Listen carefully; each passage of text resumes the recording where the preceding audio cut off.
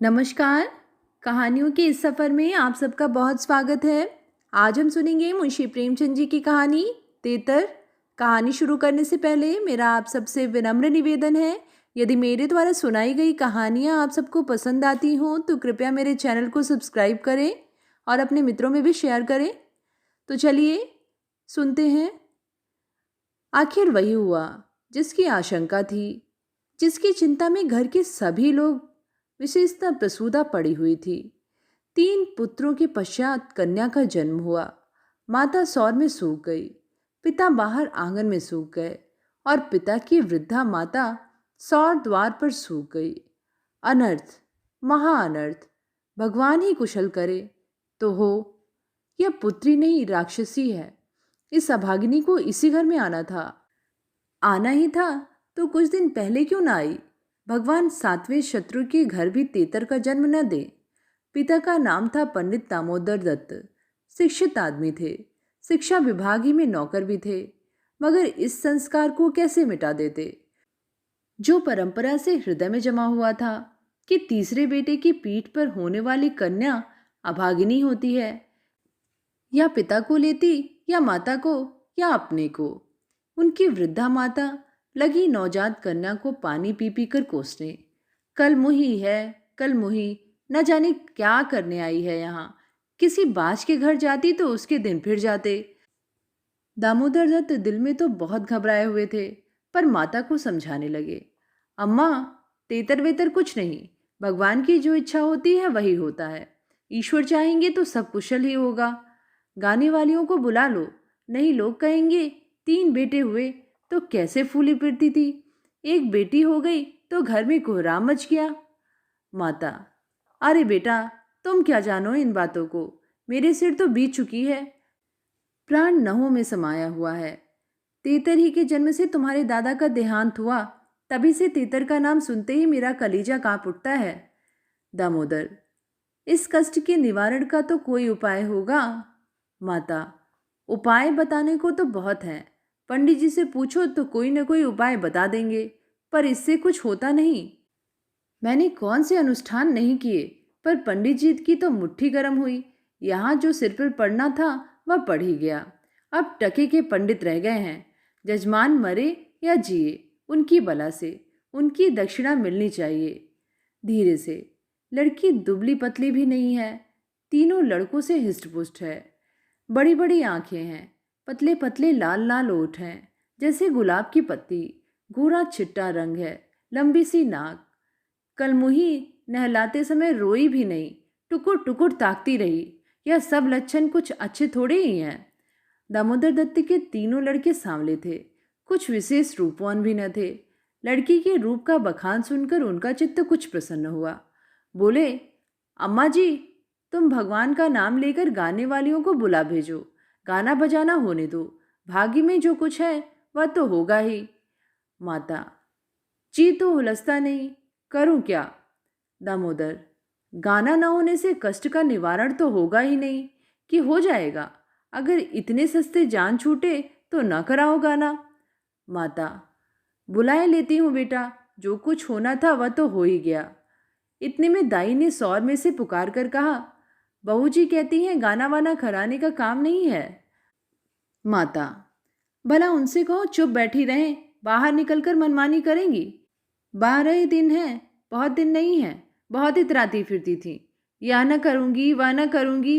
देवी क्या है, देवता क्या है, मर्दों की बातें सुनकर वही रट लगाने लगती हैं। तो अब चुपके से बैठती क्यों नहीं। मैं तो तेतर को अशुभ नहीं मानती, और सब बातों में मेमों की बराबर करती हैं, तो इस बात में भी करे। यह कहकर माताजी ने नाइन को भेजा कि जाकर गाने वालियों को बुला ला, पड़ोस में भी कह दी जाना। सवेरा होते ही बड़ा लड़का सोकर उठा और आंखें मलता हुआ जाकर दादी से पूछने लगा, बड़ी अम्मा, कल अम्मा को क्या हुआ। माता, लड़की तो हुई है। बालक खुशी से उछलकर बोला, ओहो, पैजनिया पहन पहन कर छुन छुन चलेगी, जरा मुझे दिखा दो दादी जी। माता, अरे क्या सौर में जाएगा, पागल हो गया है क्या।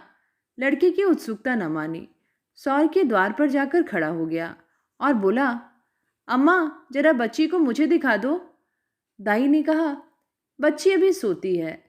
बालक, जरा दिखा दो, गोद में लेकर।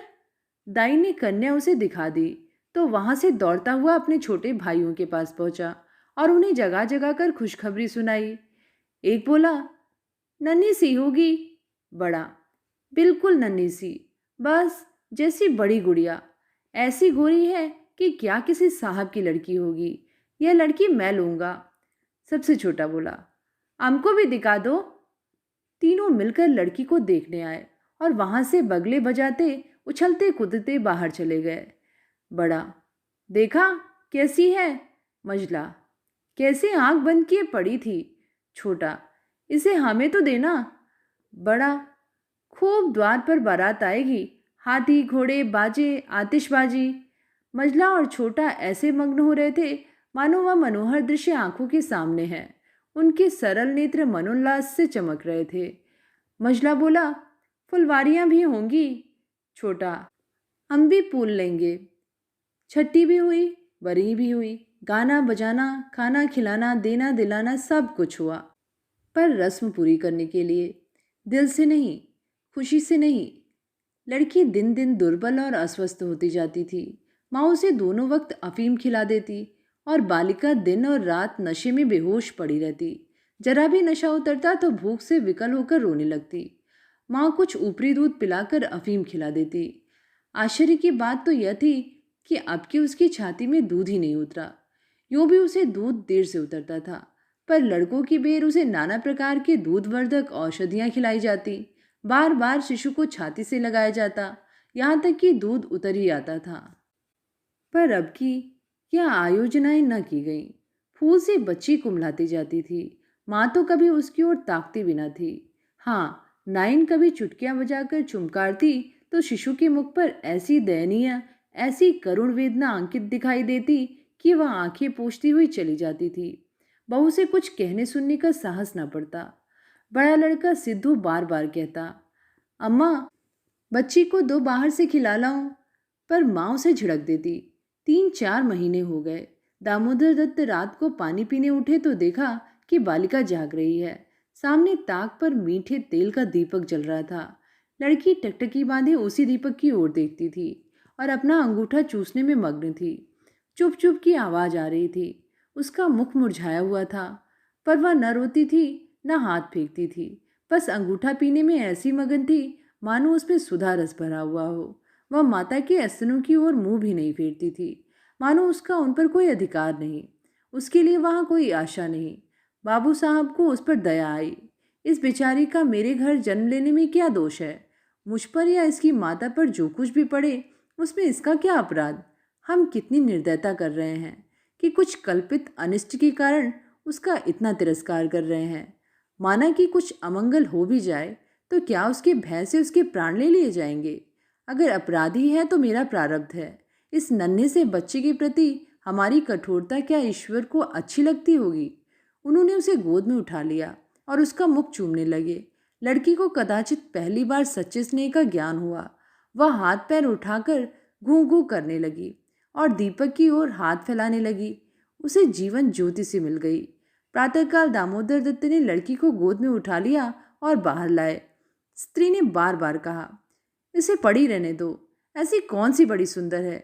अभागिन रात दिन तो प्राण खाती रहती है, मर भी नहीं जाती कि जान छूट जाए। किंतु दामोदर दत्त ने न माना।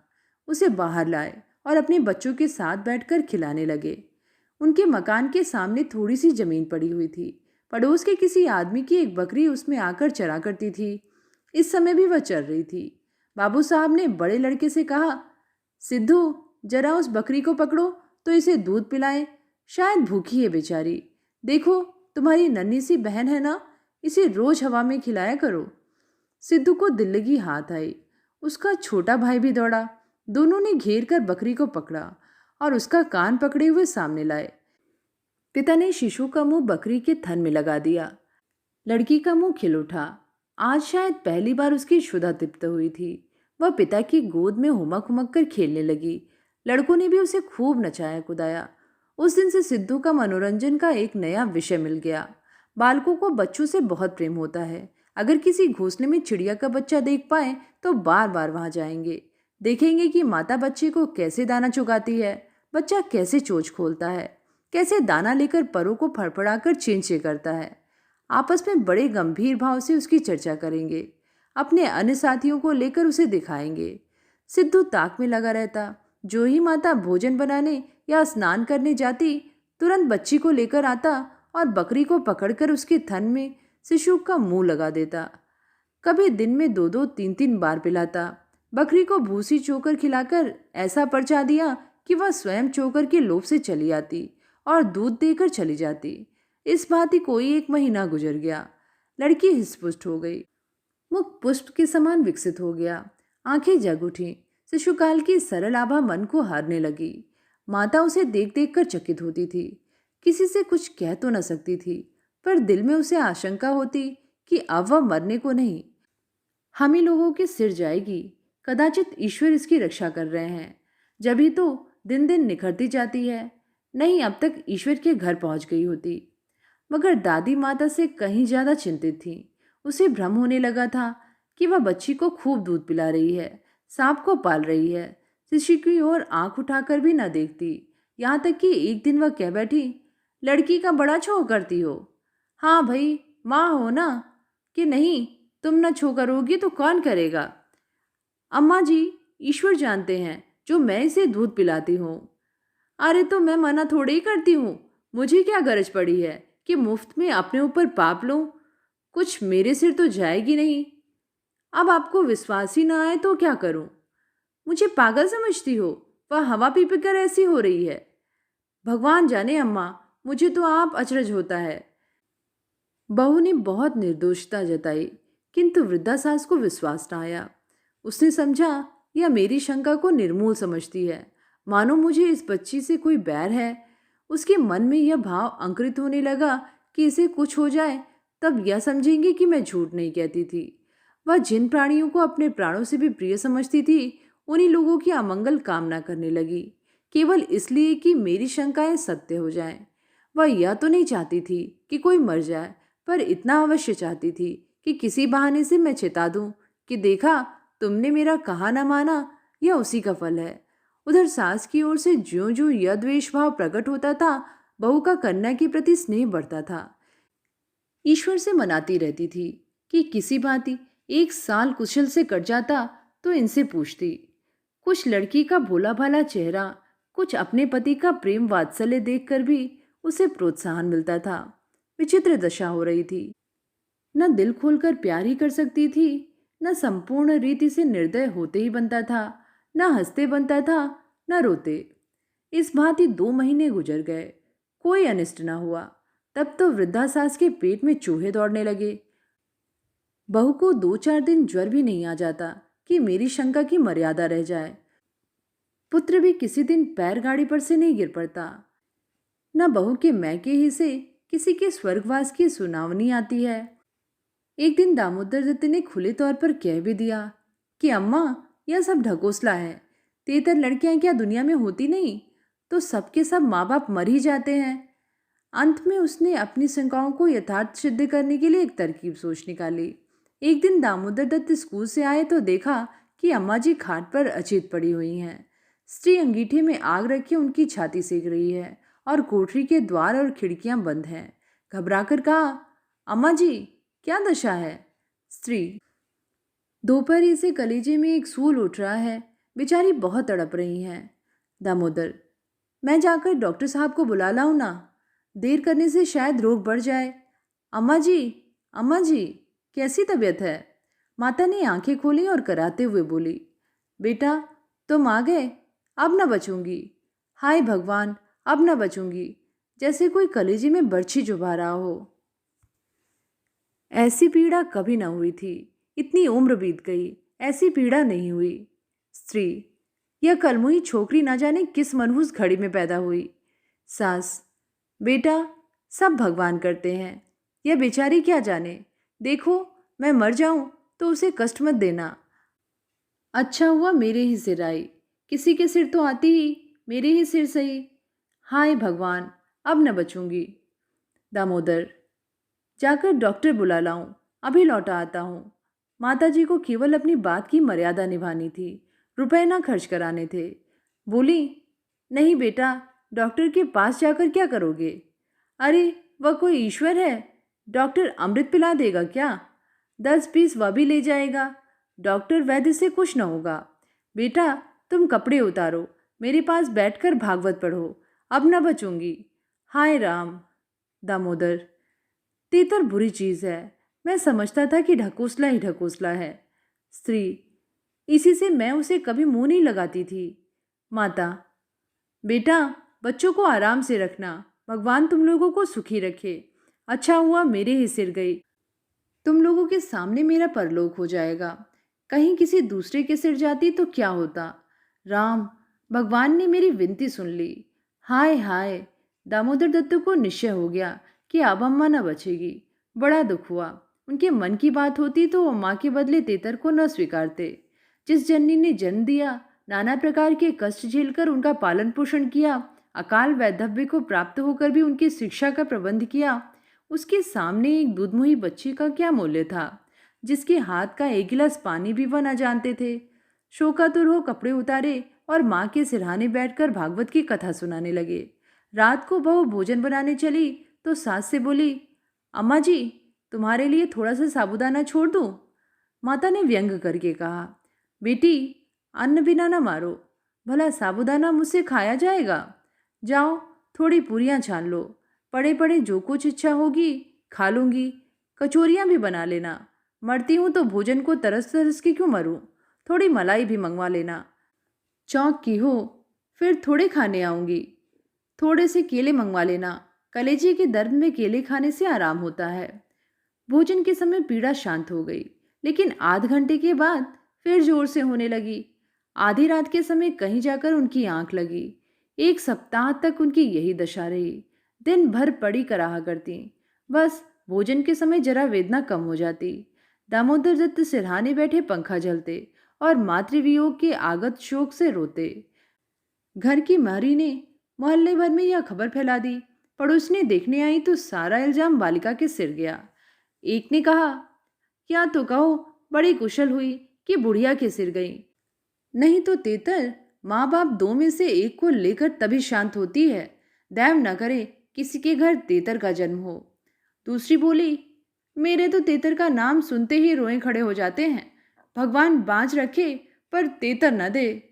1 सप्ताह के बाद वृद्धा का कष्ट निवारण हुआ। मरने में कोई कसर न थी। वह तो कहो पुरखाओं का पुण्य प्रताप था। ब्राह्मणों को गोदान दिया गया, दुर्गा पाठ हुआ, तब कहीं जाके संकट कटा। तो ये थी कहानी तेतर। कहानी आप सबको कैसी लगी नीचे कमेंट में लिख के ज़रूर बताइएगा। आगे भी ऐसी कहानियाँ सुनते रहने के लिए चैनल को ज़रूर सब्सक्राइब करें। फिर मिलेंगे एक नई कहानी के साथ। धन्यवाद।